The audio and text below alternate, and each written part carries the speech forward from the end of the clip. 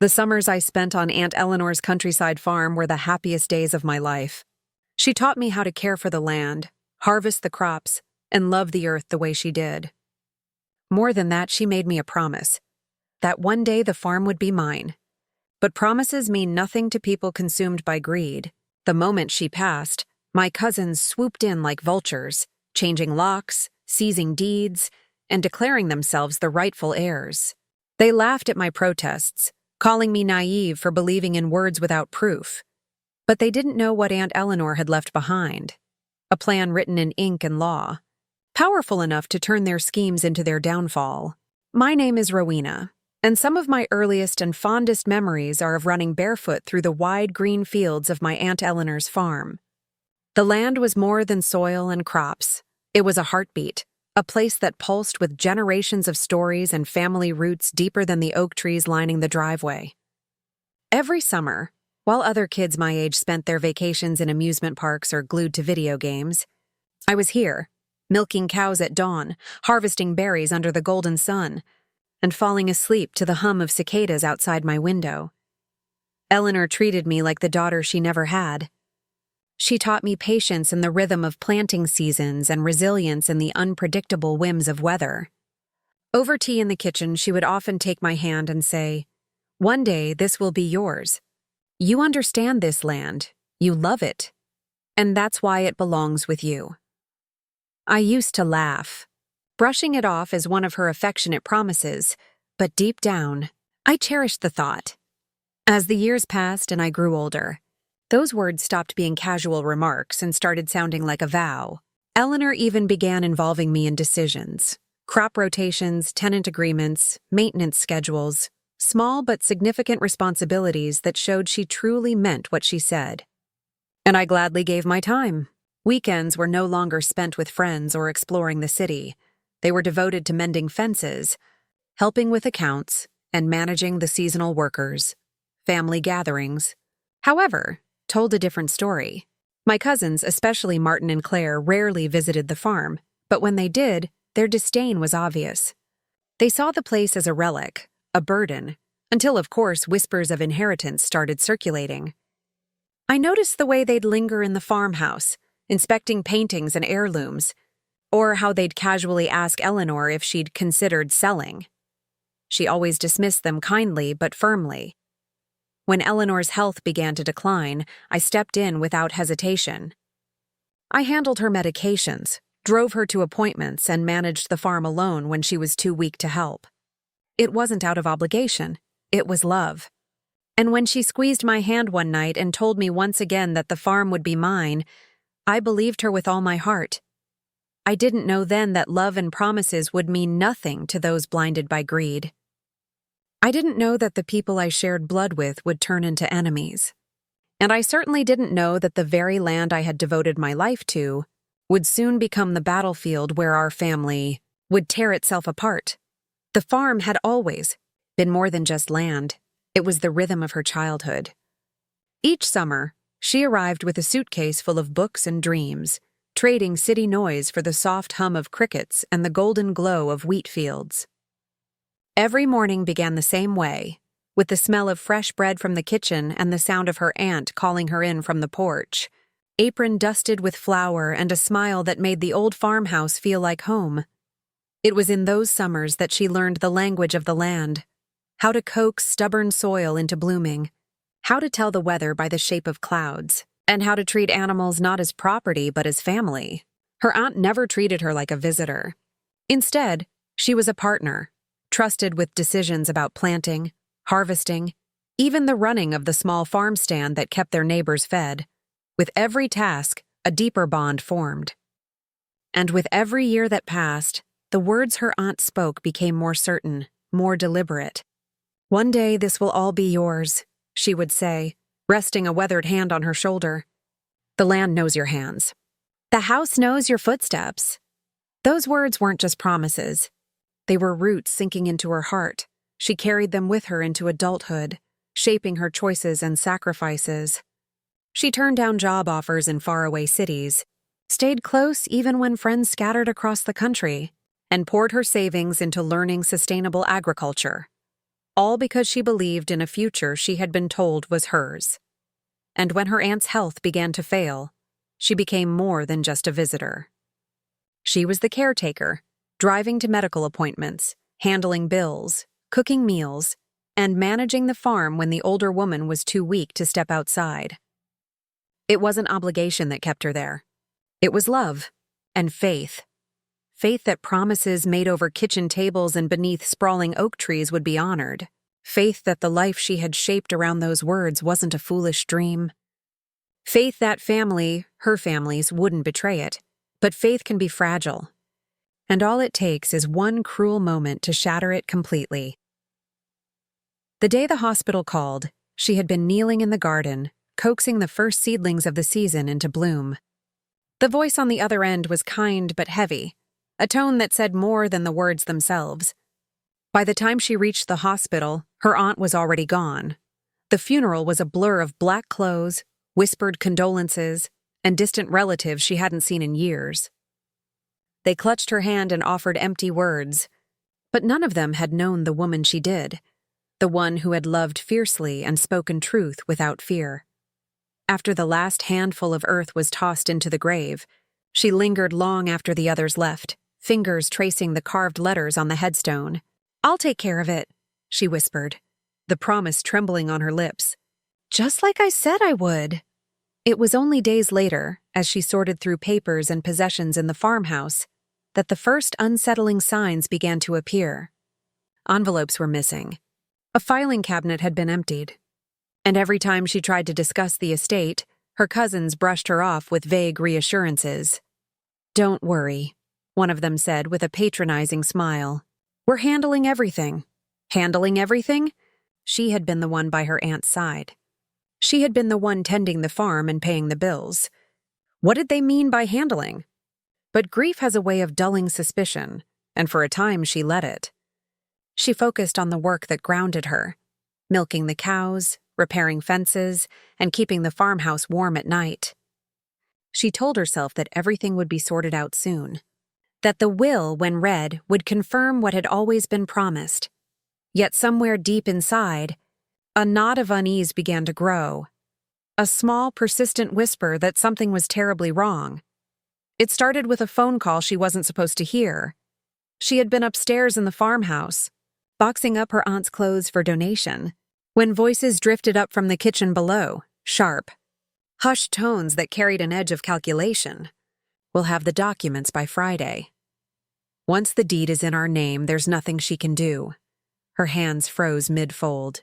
Deed, our name? When she stepped into the kitchen, the conversation ended abruptly. Smiles replaced scheming tones and someone quickly changed the subject. But the damage was done. Doubt had turned into certainty. The next morning, she drove into town to speak with the lawyer who had handled her aunt's affairs for decades. But when she arrived, the receptionist told her the office had been instructed to reroute all estate matters to her cousins. And when she returned to the farm that evening, her key no longer fit the lock. The cold metal refused to turn, no matter how many times she tried. Standing on that familiar porch, the same one where she'd spent countless evenings sipping tea beside her aunt, she felt a wave of betrayal crash over her. They hadn't even waited a week. The next morning, she arrived with a locksmith, refusing to let herself be shut out of the life she had built. But before he could even pull his tools from the truck, a black SUV pulled into the driveway. Out stepped her cousins, polished, composed, and smiling with the smugness of people who believed they had already won. "You're trespassing," one of them announced, waving a stack of papers in her face. "This is private property now." "Private property?" she repeated, stunned. "This is my home. Aunt Eleanor wanted me to have it. She told me so 100 times. "Verbal promises mean nothing," another cousin sneered. "And as far as the law's concerned, the estate belongs to the rightful heirs." "That's us." The locksmith, caught in the tension, quietly packed up his tools and left. She stood there on the porch, the same porch where she had learned how to plant, harvest, and dream, and felt the weight of years crash down on her. In the days that followed, things only got worse. Her cousins changed passwords, shut her out of bank accounts, and hired lawyers to intimidate her into silence. They sold livestock without telling her, redirected deliveries, and even replaced workers she had hired with people loyal only to them. It was as if she had been erased from her own story, reduced to a stranger on the land she had once called home. At night, she sat in the tiny rental house she'd been forced to move into, replaying every conversation with her aunt in her mind. "This will all be yours." The words echoed like a ghost. But where was the proof? Where was the will? Why hadn't anyone mentioned it? Questions piled up, and with them, a burning anger that refused to be quieted. She had spent years believing that family would do the right thing. Now, she knew better. And if they thought they could write her out of the story, they were about to learn just how wrong they were. Weeks passed, and with each one, her cousins grew bolder. They held meetings about future plans for the property, plans that didn't include her. They boasted about expanding the farm into a commercial operation, turning heritage into profit. But beneath their arrogance, she noticed something else. Fear. They flinched whenever legal matters were mentioned. They avoided questions about the will. They even stopped answering calls from the family's longtime attorney. It was enough to convince her that something was being hidden. One rainy afternoon, unable to stand the uncertainty any longer, she returned to the farmhouse while she knew the cousins would be away.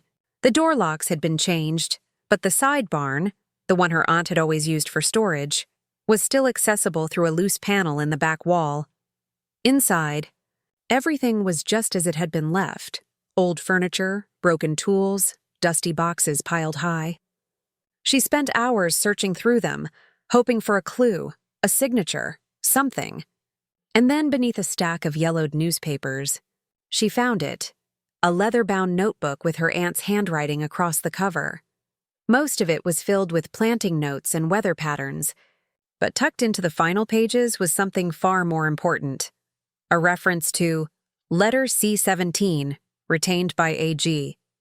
She didn't know what Letter C-17 meant, but she knew who AG was: Arthur Grayson, the lawyer who had handled every legal matter for the family for nearly 3 decades. And if her aunt had left something with him, it could change everything. Heart pounding, she tucked the notebook into her bag and left before anyone could see her. For the first time since the betrayal began, she felt something she hadn't felt in weeks: hope. The next morning, she walked into Arthur Grayson's law office with trembling hands and a racing heart. The receptionist gave her a polite but cautious smile. "Do you have an appointment?" "No," she said. "But please tell Mr. Grayson that it's about Eleanor's estate. He'll want to see me." Minutes later, she was ushered into a wood-paneled office lined with shelves of leather-bound legal volumes. Arthur, a silver-haired man with kind but sharp eyes, looked up from his desk and sighed. "I was wondering when you'd come." Her breath caught. "You knew?" "I suspected," he said, folding his hands. "Your aunt was a very careful woman. She anticipated that there might be conflict." "Letter C-17, she said, pulling the notebook from her bag and flipping it open. "What is it?" Arthur's lips curved into a faint smile. "It's more than a letter. It's a directive. And yes, she entrusted it to me." He rose from his chair, crossed the room, and unlocked a cabinet. From inside, he withdrew a sealed envelope, yellowed with age and addressed in her aunt's unmistakable handwriting. "For you," he said gently. With shaking hands, she opened it. Inside was a handwritten letter, along with a certified copy of the will, and the words that would turn the tide completely. Her aunt hadn't just promised the farm to her. She had legally transferred ownership of it through a trust, one that superseded any claims her cousins could make. And the trust wasn't just for the land. It included savings, investments, and a separate account for legal expenses should any disputes arise. Tears welled in her eyes as she read. Every page was a testament to her aunt's love and faith in her. "They lied," she whispered, the realization burning like fire in her chest. "They lied about everything." Arthur nodded solemnly. "And now, my dear, It's time to hold them accountable. The betrayal had taken everything from her: her home, her peace, her faith in family. But now she had the weapon she needed to fight back. And this time, she wouldn't just reclaim what was hers. She'd make sure they regretted ever trying to steal it. Armed with the trust documents and her aunt's letter, she returned to the farmhouse, not as a defeated relative begging for scraps, but as the rightful heir. The cousins were already gathered there, laughing and drinking wine as if the place had always belonged to them. But the moment they saw the envelope in her hand, their smiles stiffened. "More of your fairy tales," one of them sneered. "You really need to stop embarrassing yourself." She placed the certified documents on the table. "This isn't a fairy tale. It's the legal truth. Aunt Eleanor placed the farm into a trust, and I'm the sole beneficiary." Silence fell. One cousin's face drained of color. Another's jaw tightened. "That's impossible," they muttered. "She would have told us." She didn't, because she knew exactly how you'd react. It was enough to send them into panic mode. Within days, she received a cease and desist letter accusing her of fraud. They contacted local authorities claiming she had trespassed on their land. Threats came from lawyers, former family friends, and even anonymous callers. It was a coordinated effort to isolate her, to scare her into surrendering what was rightfully hers. Arthur, the lawyer Eleanor had trusted most, stood by her side. "This isn't about the law for them," he warned. "It's about power, and people like that don't fight fair." They didn't. They launched a smear campaign in the town, calling her greedy and unstable. People who had once welcomed her with open arms now crossed the street to avoid her. But beneath all their noise, she could hear the one thing they were truly afraid of: losing everything. The attacks became more vicious.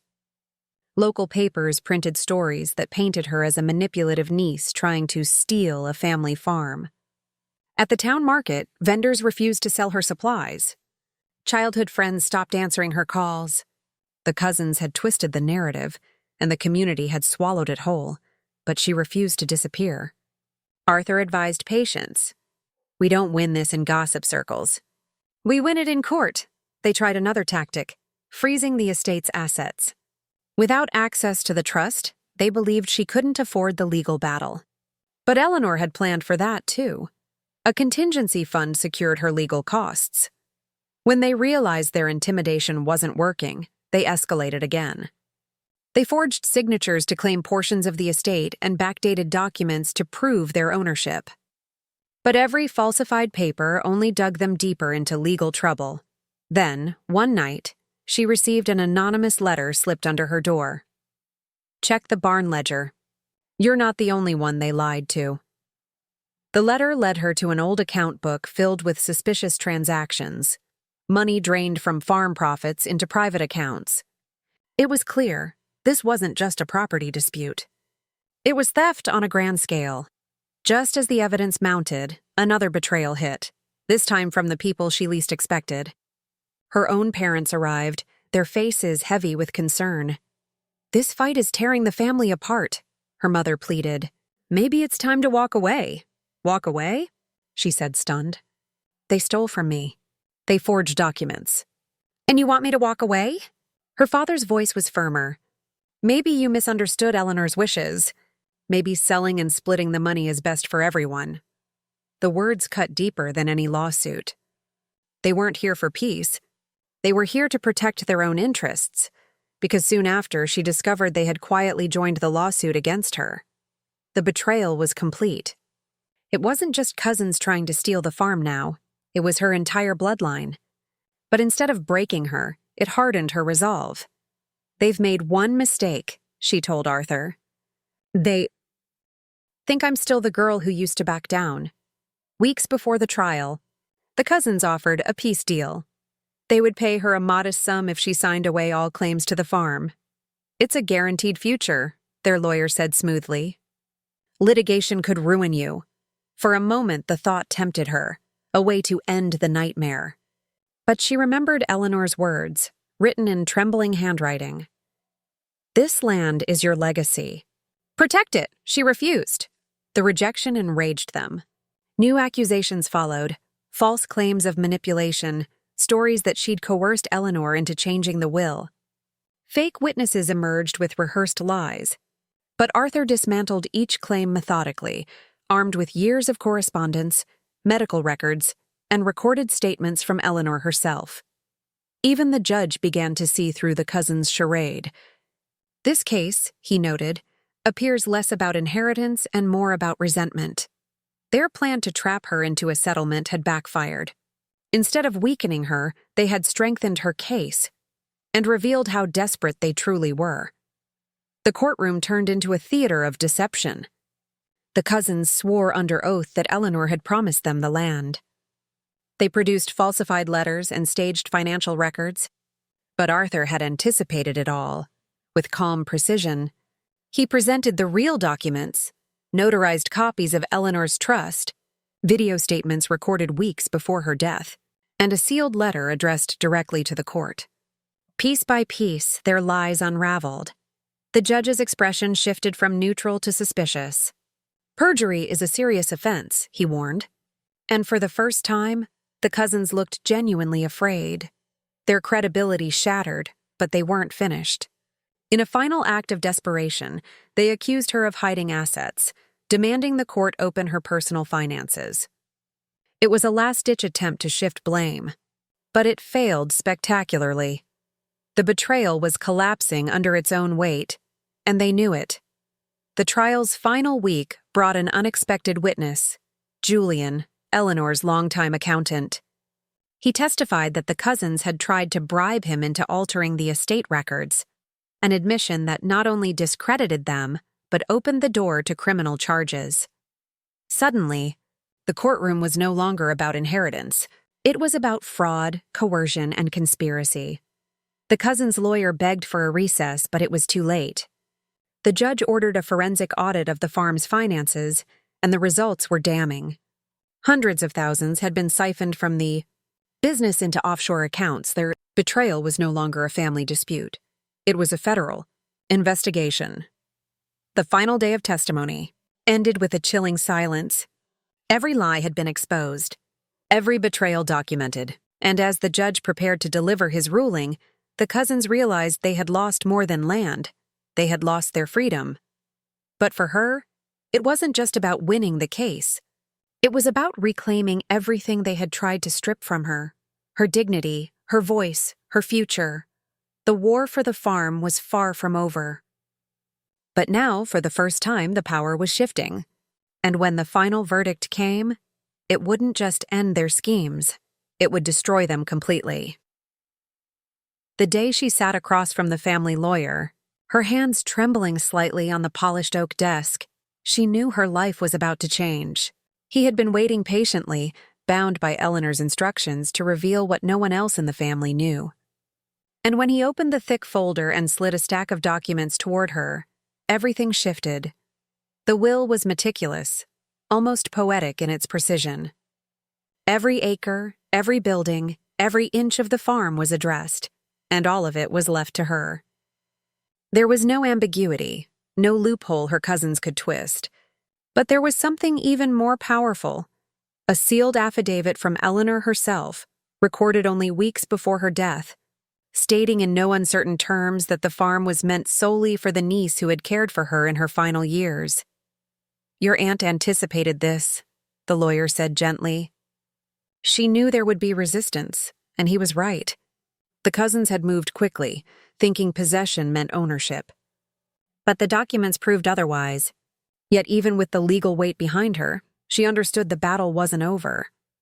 They were manipulative, ruthless, and desperate.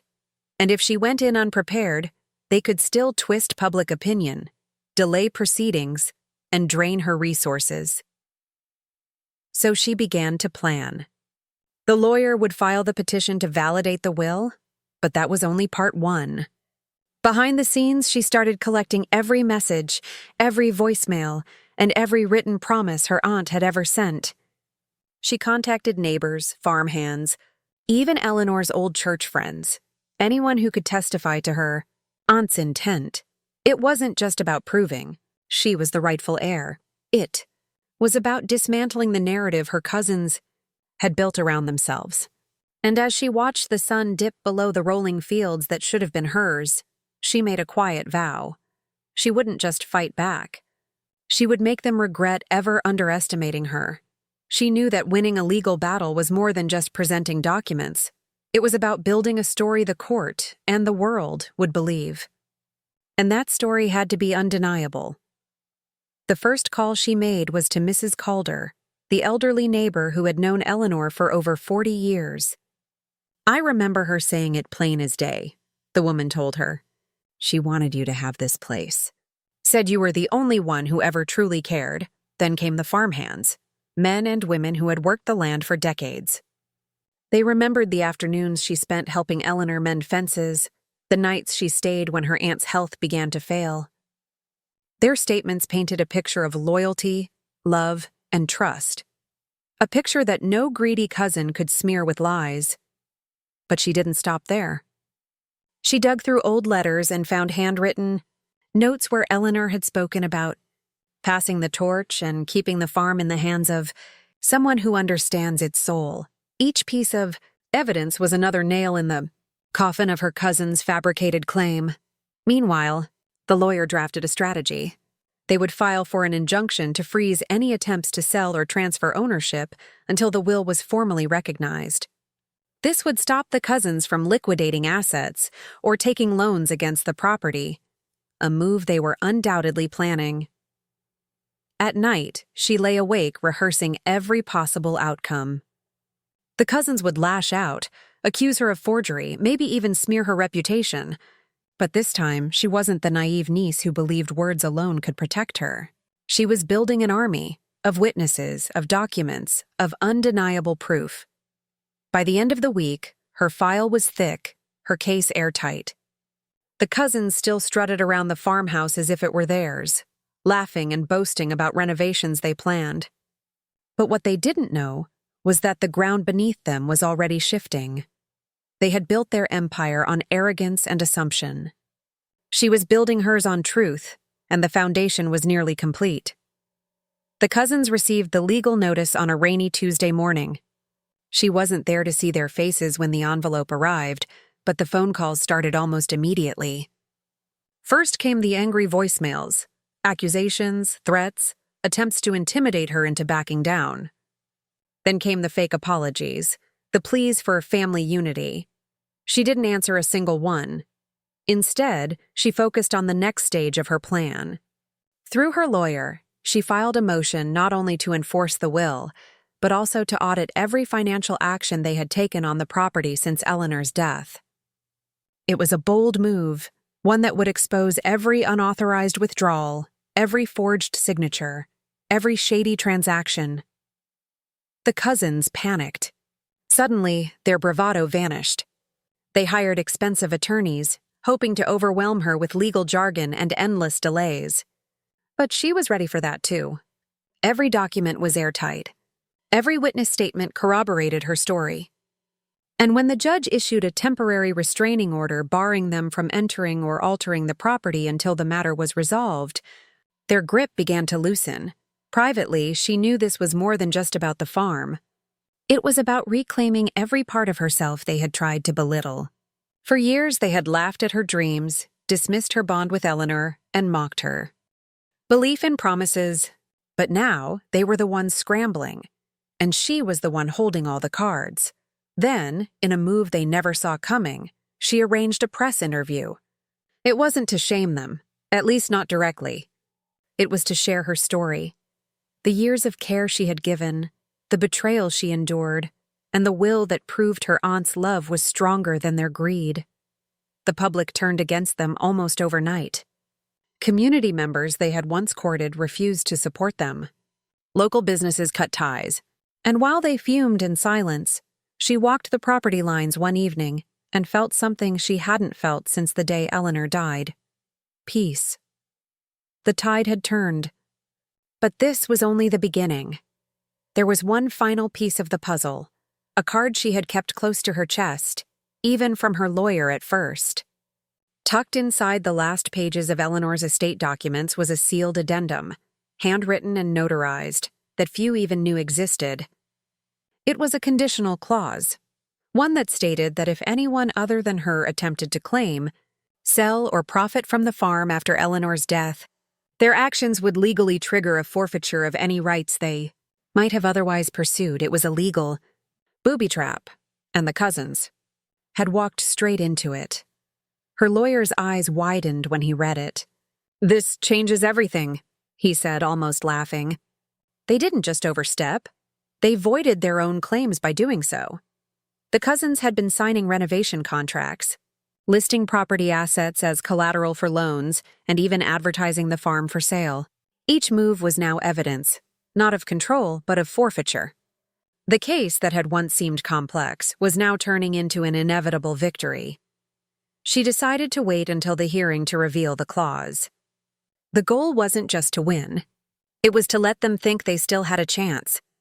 They had mocked her, humiliated her, and called her foolish for believing in promises. Let them cling to that arrogance a little longer. The fall would be so much sweeter. In the meantime, she tightened every screw in her strategy. Additional affidavits were gathered.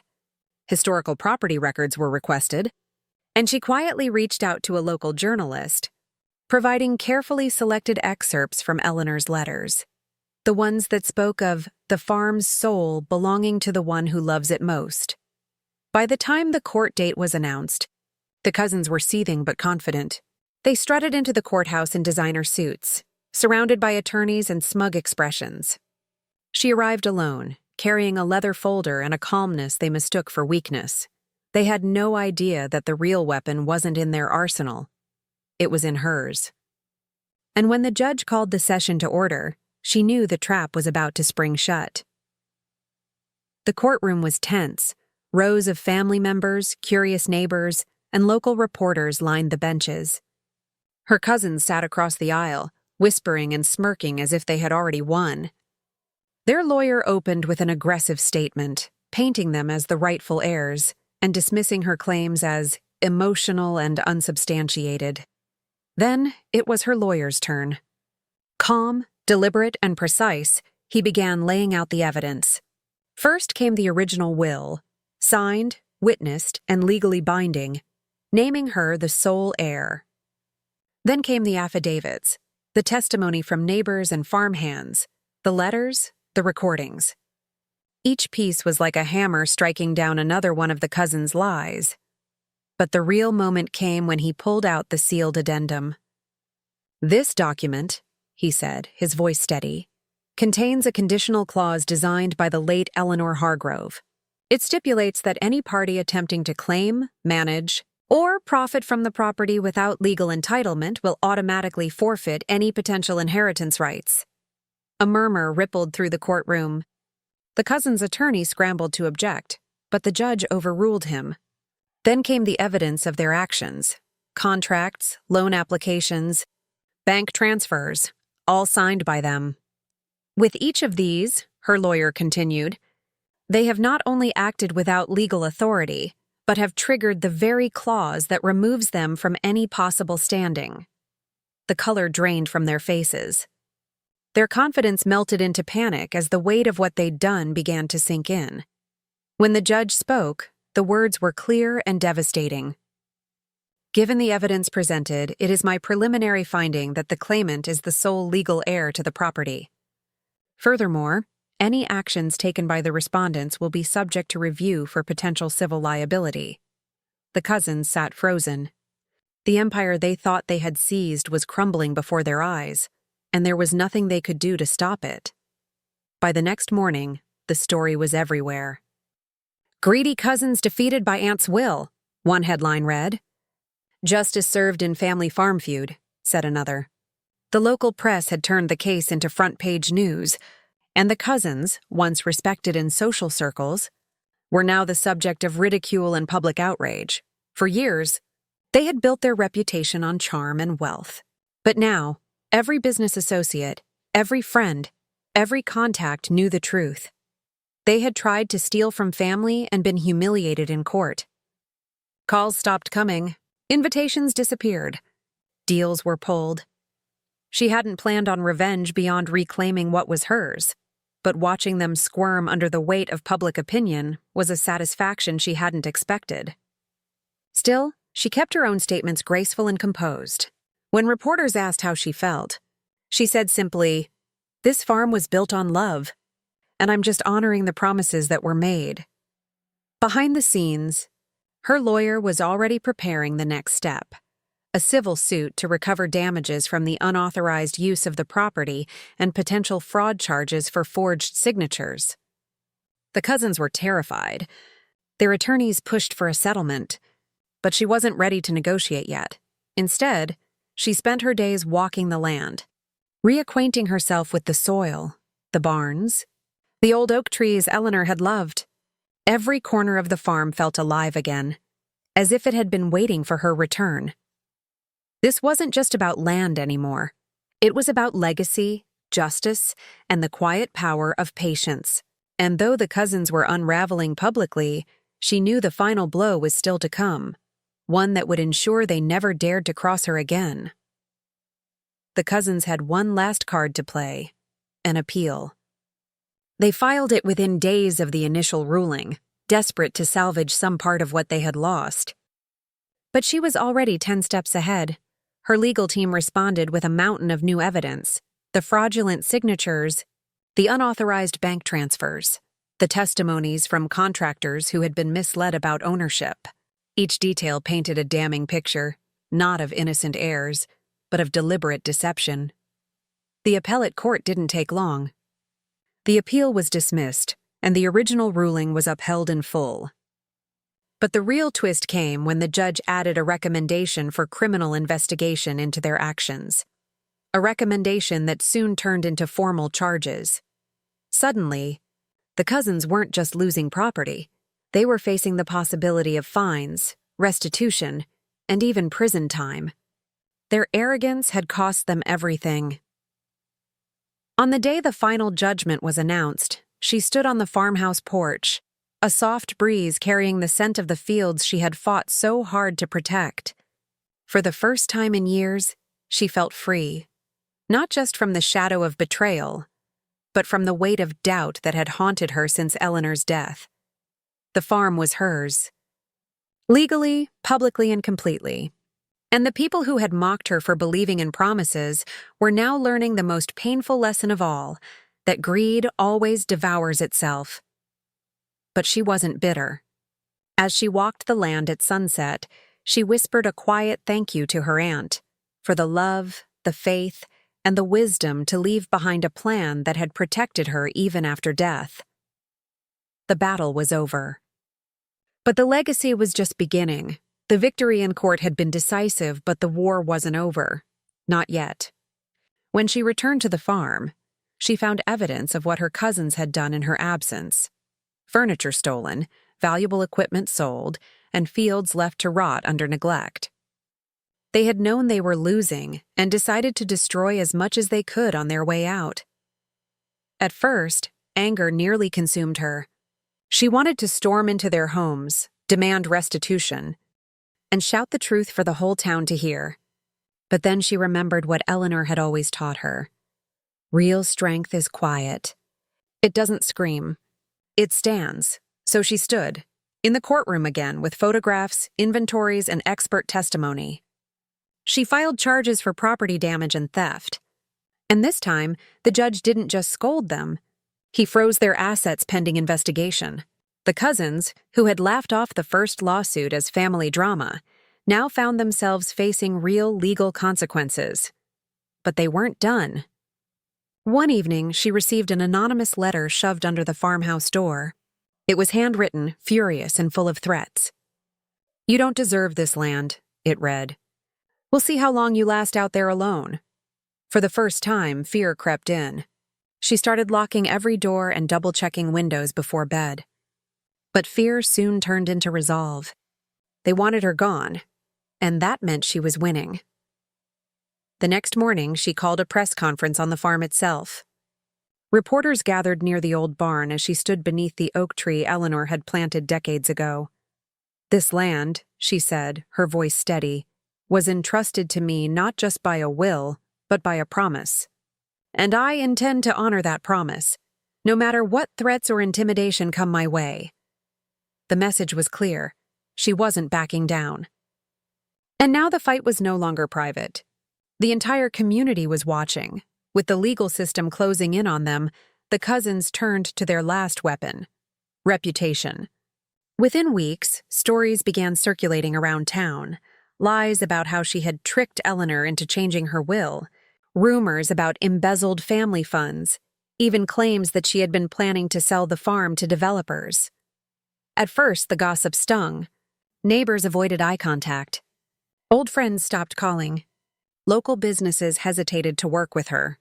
The cousins had always been popular, and now they were using that influence to poison everything around her. But instead of hiding, she fought back with facts. She opened the farm's books, invited the local paper to review the estate documents, and published Eleanor's own handwritten letters in a public exhibition at the town library. Each rumor collapsed under the weight of evidence. The final blow came when the lawyer released a recorded video Eleanor had made before her death, one meant to be shown only if the will was contested. In it, Eleanor spoke directly to the camera. "If you are watching this, it means those I trusted most are trying to take what isn't theirs. I want to make this clear. This farm is meant for the one who truly loves it. That person is my niece, and no one else." The video spread through social media like wildfire. Overnight, the tide turned. Sympathy swung back to her side, and the cousins were exposed for what they were: liars desperate to rewrite history, humiliated and enraged. They retaliated by trespassing onto the property late one night, leaving graffiti on the barn and slashing tires on her truck. It was reckless, and exactly what she had hoped for. Hidden security cameras caught everything. The next morning, police were at their doors with warrants. And the cousins, once so confident, were now facing criminal charges. The court cases, the rumors, the intimidation, all of it had led to this moment. She agreed to meet them one final time, not in a courtroom, but at the farmhouse where it had all begun. They arrived angry, exhausted, and cornered. Their lawyers gone, their money dwindling, and their reputations shattered. "You've ruined this family," one cousin hissed the moment they stepped onto the porch. "No," she replied calmly. "You ruined it when you chose greed over love." They hurled accusations, demanded settlements, and even begged for just a share of the land. But she didn't waver. "This was never about the land," she told them. "It was about a promise, and you tried to destroy it." For a moment, silence fell over them. Then, in a rare moment of honesty, one cousin, the youngest and the only one who hadn't signed the forged papers, spoke softly. "We thought she'd change her mind if we pushed hard enough." "She didn't," she said, glancing up toward the oak tree where Eleanor's ashes were scattered. "And neither will I." The confrontation ended not with reconciliation, but with resignation. One by one, they walked away, heads low, their power finally broken. When the last car disappeared down the road, she felt something she hadn't in months: peace.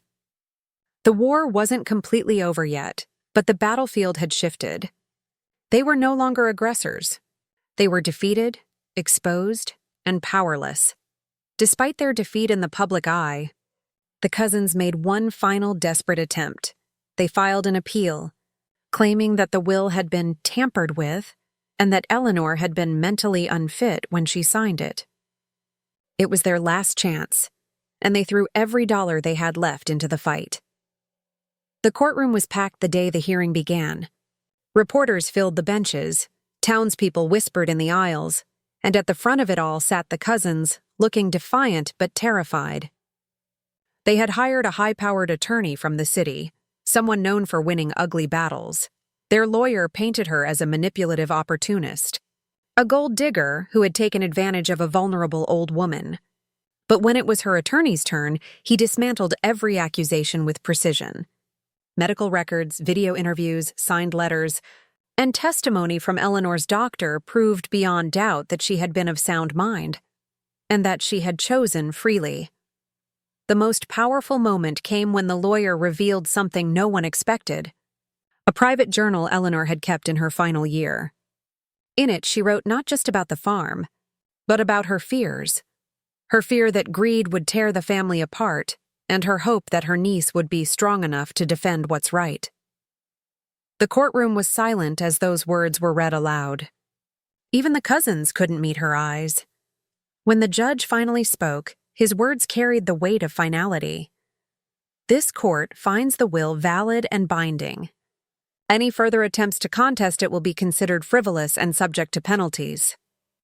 It was over. Legally, publicly, and irrevocably, she had won. Victory should have felt sweet, but the days after the trial were surprisingly heavy. Her cousins, stripped of any legal claim, lashed out in bitterness. They showed up at local meetings to slander her name. They sent angry letters demanding compensation. One even vandalized the farm again, this time carving hateful words into the wooden gate Eleanor had built decades ago. Each act was a reminder that winning didn't erase the scars. But instead of responding with anger, she focused on rebuilding.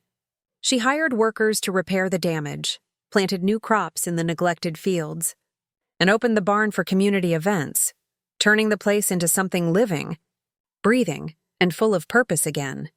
Slowly, the town rallied around her. Neighbors brought supplies, volunteers offered their time, and the same people who once believed the cousins' lies now showed up with apologies and support. The farm, once a battleground, became a gathering place again, a symbol of resilience and renewal. The cousins watched this transformation from a distance, growing more isolated and irrelevant with each passing week. Their attempts to intimidate her now looked pathetic, desperate shadows of the power they once held. One afternoon, she received a letter, handwritten and trembling, from the youngest cousin, the same one who had shown remorse during their last confrontation. It was an apology, raw and unfiltered. "We were wrong," it read. "We lost ourselves in greed. I don't expect forgiveness. I just needed to say it." For the first time, she smiled reading something from them. It wasn't reconciliation, but it was a start. Months passed, and with each sunrise, the farm began to feel more like home. The air was lighter, the land greener, and the silence, once heavy with conflict, now hummed with peace. She decided to honor Eleanor's legacy, not just by preserving the farm, but by expanding its purpose. She opened a small retreat center on the property, dedicated to teaching sustainable farming, land stewardship, and family history preservation. What was once a private inheritance became a public gift, one that would benefit generations beyond her own. The opening ceremony drew people from across the state. Local officials praised her work. Reporters wrote stories about the farm that greed couldn't steal. And standing there, beneath the same oak tree where Eleanor had once read her stories, she felt her aunt's presence everywhere. But even amid the celebration, she knew the story wasn't quite over. Her cousins didn't attend, none of them. And though they had no legal claim, their resentment lingered in silence. She realized that some wounds might never heal, and that was okay. What mattered was that she had chosen a different path, one defined not by vengeance or bitterness, but by purpose. And that choice had given her something far greater than land: peace, dignity, and the strength to build a legacy of her own. It was a crisp autumn morning when the letter arrived, the final piece of unfinished business. It was from the family's lawyer, informing her that the estate was now officially and fully transferred into her name. Every acre, every document, every legal thread was tied up. Standing on the farmhouse porch, she looked out over the land, the same land she had once been told she didn't deserve. The same land her cousins had tried to rip from her hands. It was hers now, completely, unquestionably, and forever. Later that day, she wrote a letter of her own, not to the lawyer, not to the bank, but to her cousins. It was brief, polite, and final. "The farm is no longer a point of contention. I wish you well in whatever paths you choose, but this chapter is closed." She sealed it, mailed it, and with that simple act, ended a story that had consumed her life for years. That night, Under a sky full of stars, she walked through the fields with a lantern, feeling the soil beneath her feet and the wind against her face. This wasn't just property. It was a promise fulfilled. Not just Eleanor's to her, but hers to herself. She had fought for her place in the world and claimed it without apology. And now, finally, she could stop fighting and start living. Seasons changed, and with them the farm evolved into something far beyond what it had been. The fields once overrun with weeds were now thriving with crops. The barn, once boarded and forgotten, echoed with laughter and music from weekend markets, workshops, and harvest festivals. What had begun as a bitter inheritance battle had transformed into a living legacy, a tribute to love, resilience, and promises kept. People from nearby towns visited to learn about organic farming. Families came for picnics, and schools arranged field trips to teach children about history and nature. Everywhere she looked, she saw traces of her aunt, in the old rocking chair on the porch, in the rose bushes by the fence, and in the hand-carved weather vane that still spun on the barn roof. It was as if Eleanor's spirit had never truly left. It had simply woven itself into the land, and with every new visitor who stepped onto the property, she felt a quiet pride. This wasn't just about reclaiming what was hers. It was about creating something bigger. Something that would outlast the bitterness, the betrayal, and even her own lifetime. One rainy afternoon, as she was sorting through old photographs in the farmhouse study, the doorbell rang. Standing on the porch was someone she hadn't seen in nearly a year, her cousin Nathan. His posture was different now. Gone was the arrogance, the smug entitlement. He looked humbled, almost fragile, holding a small box in his hands. "I came to return something," he said quietly.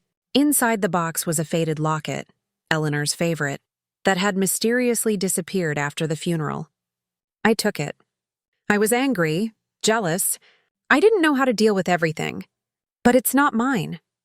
For a moment, she didn't speak. Then gently, she nodded. "Thank you for bringing it back." Nathan hesitated before turning to leave.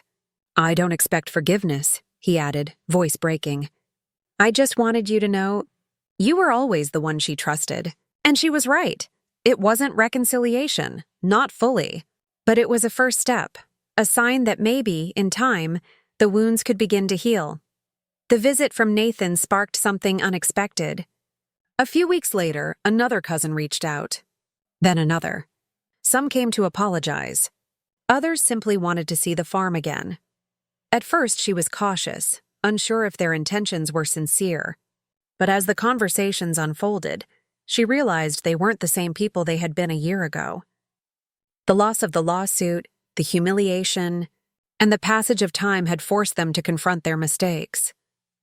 They spoke of regret, not just for the land they tried to steal, but for the years they had wasted fighting someone who only ever wanted to protect what was right. She didn't offer unconditional forgiveness. Boundaries were still necessary. But she did offer a chance to rebuild, slowly and carefully. And in doing so, she found herself letting go of some of the resentment that had once consumed her. One evening, while cleaning the attic, she stumbled upon an old wooden chest she had never seen before. Inside was a collection of letters Eleanor had written but never sent, letters addressed to her.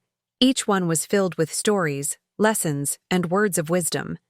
But one in particular stopped her cold. "If you are reading this, it means you've faced a choice. You can let bitterness define you, or you can build something stronger out of it. Remember, this farm is not just land. It's a chance to create a future where love, not greed, decides who belongs here." Tears filled her eyes as she read the final line. "I believed in you, even when you didn't believe in yourself." It was the closure she hadn't realized she needed. And with it, the last pieces of anger she carried finally began to dissolve. Inspired by the letters, she expanded her plans for the farm even further. She partnered with local nonprofits to host educational programs for underprivileged kids. She donated portions of the harvest to food banks. And she created a small scholarship in Eleanor's name for young women pursuing agricultural sciences. The farm was no longer just hers. It was a living, breathing community space. And as the seasons rolled on, Its impact spread far beyond the county lines. Even some of her former rivals, now humbled and eager to make amends, volunteered their time. Together, they planted new orchards, restored old barns, and built greenhouses that would feed families for years to come. It wasn't about revenge anymore. It was about legacy, the kind that heals, uplifts, and lasts. Years later, she stood beneath the oak tree where Eleanor's ashes were scattered and whispered a simple thank you. The woman who had loved her like a daughter had left her more than a farm. She had left her strength, her wisdom, and her faith in what was right. The journey had been painful, but it had shaped her into someone stronger, someone who no longer doubted her worth. As the sun dipped below the horizon, she closed her eyes and smiled. The story that began with betrayal had ended with purpose, and she knew Eleanor would be proud. On the 10th anniversary of reclaiming the farm, she hosted a celebration, not just for herself, but for everyone whose lives had been touched by the land. Families picnicked under the trees, children ran through the fields, and the air buzzed with laughter and music. As she stood on the farmhouse porch, looking out over the land, a reporter approached and asked, "What does this place mean to you now?" She smiled softly. "It means that love is stronger than greed, that promises matter, and that no one, no matter how hard they try, can take away what's truly meant for you." It was more than a victory. It was justice. It was peace, and it was the beginning of a legacy that would continue long after she was gone.